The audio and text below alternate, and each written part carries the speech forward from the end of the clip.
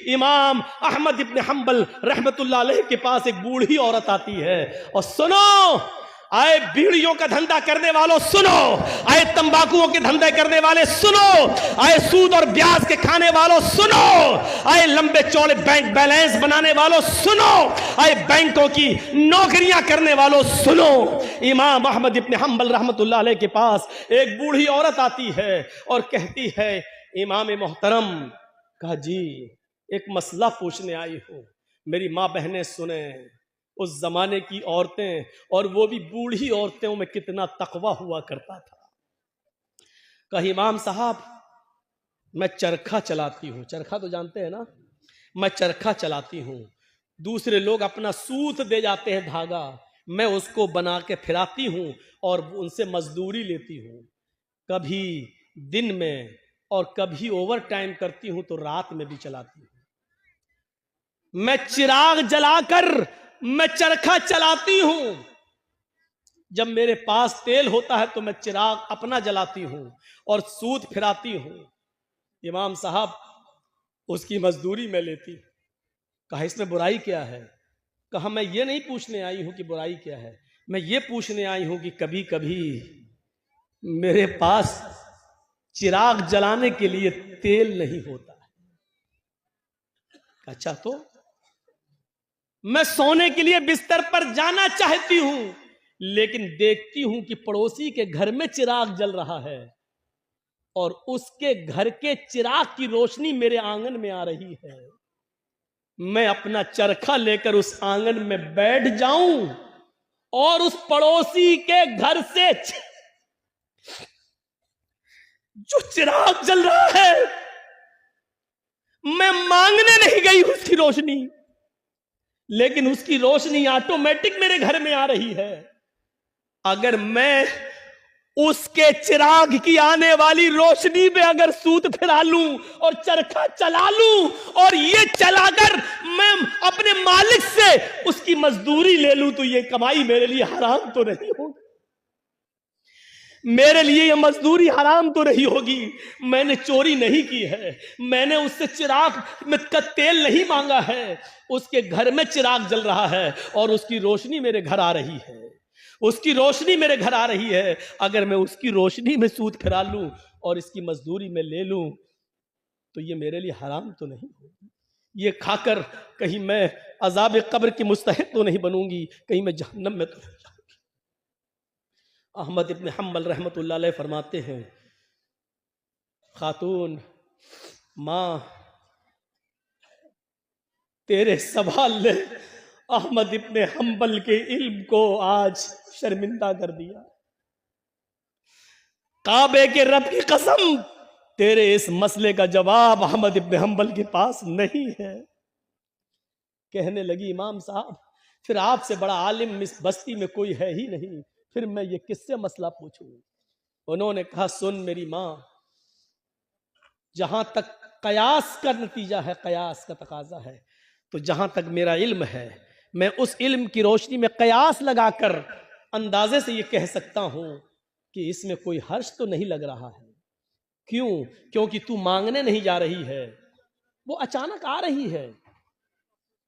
तेरे घर में भी दीवार नहीं है और उसके घर में भी कोई दीवार नहीं है और उसके चिराग की रोशनी आ रही है तेरे घर, तो इसमें तेरा क्या कसूर है? बज़ाहिर तो इसमें कोई बुराई नहीं लग रही है, लेकिन अगर तुम्हारा दिल आमादा नहीं है तो मेरी मां इससे भी बच जाओ तो बेहतर है, इससे भी परहेज कर लो तो बेहतर है, इससे भी, क्योंकि वो है तो दूसरे ही की रोशनी, है तो दूसरे ही की रोशनी। बहरहाल अगर तुम इससे भी परहेज कर लो तो ये ज्यादा बेहतर है तुम्हारा। जब वो औरत वहां से जाने लगी बुढ़िया, तो इमाम अहमद इब्न हम्बल ने लोगों से पता लगवाया कि ये किसकी बेटी है, इसके बाप का क्या नाम था। बताया होगा किसी ने कुछ जो मेरे जहन में नहीं रहा।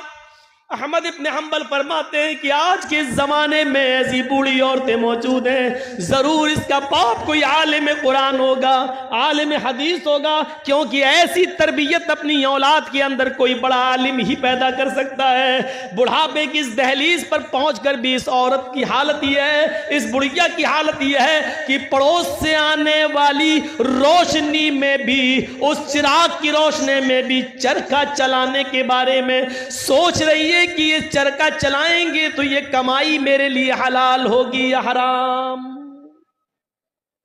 तब ऐसे लोगों की नमाजें अर्श से टकराएं और अल्लाह कबूल ना करे, ऐसा हो ही नहीं सकता है। मेरे भाइयों, इधर हम नमाज पढ़ के निकलते हैं, जो मैं सर बसजदा हुआ जमी पर तो आसमां से आने लगी ये निदा, तेरा दिल तो है सनम आशना, तुझे क्या मिलेगा नमाज। एक हमारा तकवे का हाल है, एक हमारी परहेजगारी का हाल यह है कि यहां से निकले नमाज पढ़ के, मालिक यौमिद्दीन, तू कयामत के दिन का पूरा पूरा मालिक है। इय्याका नअबुदु व इय्याका नस्तईन, तेरी ही इबादत करते हैं, तुझसे ही मदद मांगते हैं। इहदिनस सिरातल मुस्तकीम, जो सीधा रास्ता उस पे चला, तमाम बुरे रास्तों से बचा ले। यहां ये दुआ मांग के हटे, सलामु अलैकुम व रहमतुल्लाह, सलामु अलैकुम व रहमतुल्लाह। जैसी सलाम फेरा और मस्जिद के बाहर निकलते ही जेब में बीड़ी रखी है, निकाली और माचिस जलाई और सूरह दुखान की तिलावत शुरू, धुआं धक्कड़ शुरू। अभी 10 मिनट भी नहीं हुए ये कहते हुए कि इहदिनस सिरातल मुस्तकीम, आय अल्लाह हमको सीधे रास्ते पे चला, आय अल्लाह गंदे और गलत रास्तों से हमारी हिफाजत फरमा। अभी ये दुआ मांगे हुए 10 मिनट भी नहीं हुए और यहां आकर ये है हमारी इबादतों का और हमारी नमाजों का हाल। मेरे भाइयों, जायजा लो, इमाम अहमद इब्न हंबल के पास जो बूढ़ी औरत आती है, उस औरत के सवाल से जरा इबरत हासिल करो कि हमारी इबादतें अल्लाह के यहां कबूल हो भी रही होंगी या नहीं हो रही होंगी। सोचो तो सही, गौर तो करो। मेरे भाइयों, यहां आदि इब्ने उमैर है, जंग बदर में गिरफ्तार करके लाए जाते हैं। आदि इब्ने उमैर है, गिरफ्तार करके लाए जाते हैं, पकड़ के लाए जाते हैं, पैरों में बेड़ियां डाल दी जाती हैं। ये आदि इब्ने उमैर मुसाब इब्ने उमैर के भाई हैं, भाई मोमिन है और आदि काफिर है।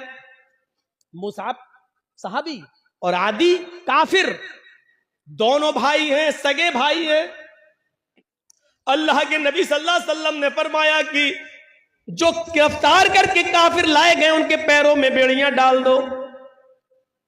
आदि के पैरों में जब बेड़ियां डाली जाने लगी तो मुसाब इब्ने उमैर वहीं खड़े हो गए और जो उनके पैरों में बेड़ियां डाल रहा था सहाबी, आदि इब्ने उमैर के पैरों में वहीं खड़े होकर मुसाब इब्ने उमैर कहने लगे, आए सहाबी अपने दोस्त से, आए दोस्त इसके पैरों में बेड़ियां जरा टाइट डालो, यहां से कस दो, मैं इसको अच्छी तरीके से जानता हूं, ये लॉक तोड़ने में, जंजीर तोड़ने में बड़ा माहिर है, यहां से टाइट कर दो वरना ये तोड़ के भाग जाएगा।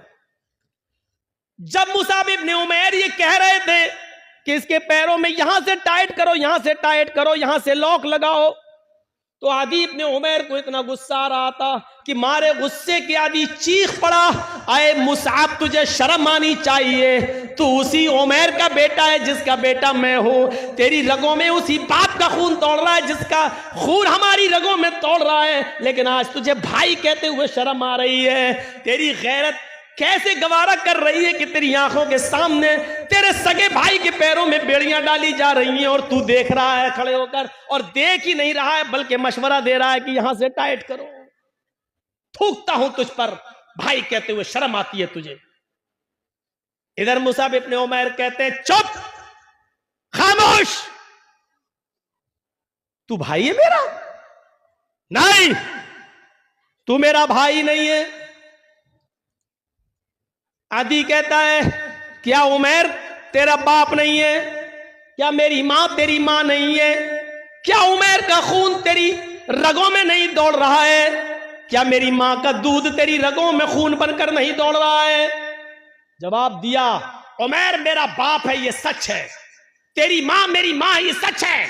तूने और मैंने एक ही माँ का दूध पिया है, ये भी सच है। तेरी और मेरी रगों में एक ही बाप का खून दौड़ रहा है, ये भी सच है।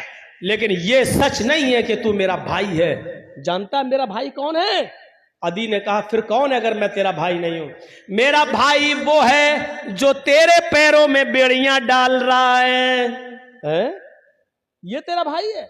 हाँ, इसलिए कि मेरे भाई ने कलमा पढ़ा है, अशहदु अल्ला इलाहा इल्लल्लाह व अशहदु अन्ना मुहम्मदन अब्दुहु व रसूलुहु। बुखारी शरीफ की हदीस के इस वाक़े से हमें यह पता चलता है मेरे भाइयों कि इस्लाम लाने के बाद, ईमान कलमा पढ़ने के बाद, ला इलाहा इल्लल्लाह मुहम्मदुर रसूलुल्लाह का इकरार करने के बाद, इस्लामी रिश्ते से कलमे की बुनियाद पर अपने एक साथी की जो इज्जत होती है वो फिर सगा भाई भी वो दर्जा नहीं रखता है। क्या जवाब दिया? खूनी रिश्ते को कुर्बान कर दूंगा, लेकिन कलमे की बुनियाद पर ये मेरा भाई है, इस रिश्ते को मैं कुर्बान नहीं करूंगा। आए आदि, तू मेरा भाई नहीं, मेरा भाई वो है जो मेरे पैरों में बेड़ियां डाल रहा है, इसलिए कि इसने कलमा पढ़ा है, अशहदु अल्ला इलाहा इल्लल्लाह व अशहदु अन्ना मुहम्मदन अब्दुहु व रसूलुहु। इस कलमे की बुनियाद पर ये मेरा भाई है।